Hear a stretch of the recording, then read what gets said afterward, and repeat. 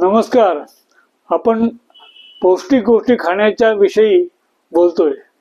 शिशिर ऋतूमध्ये थंडी वाढलेली असती की भूक वाढते, पचण्याची क्षमता वाढते, त्यामुळे उत्तम पौष्टिक खाणं खावं अशी अपेक्षा आपोआपच वाढते.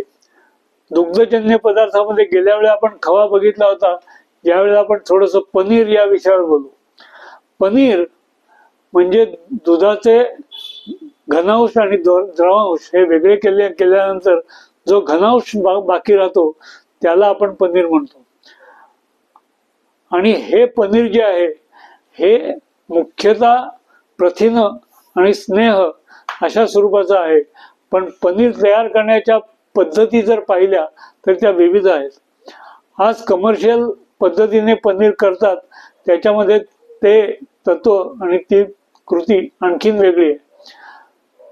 सामान्यतः गरम झालेल्या दुधामध्ये लिंबू पिळून घनांश आणि द्रवांश वेगळं करणं ही एक पद्धत, आणि त्यानंतर ते पंचामध्ये किंवा बांधून ठेवून घनांश वेगळं करणं, द्रवांश वेगळं करणं या पद्धतीने केलं जातं.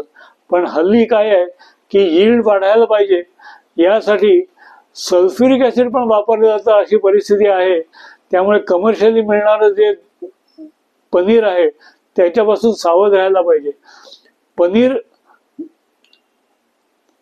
गाडीवर पण मिळतं आणि पंचतारांकित हॉटेलमध्ये पण मिळतं आणि घरीही तयार करता येतं.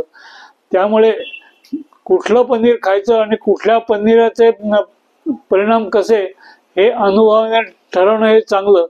आमच्या क्लिनिकमध्ये ज्या वेळेला अजीर्णाचा पेशंट येतो आणि त्यावेळेला आम्ही विचारतो की पनीर खाल्लं का, तर त्यावेळेला प्रश्नाचं उत्तर बऱ्याच वेळेला हो असतं आणि ते कुठलं तरी पनीर खाल्लं असतं.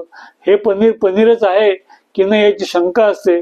अशा वेळेला पनीर कुठलं खावं याच्याबद्दल विचक्षण असायला जरुरी आहे आणि तो भाग आपण आपल्या जीवनात आणि खाण्यात बघितला पाहिजे.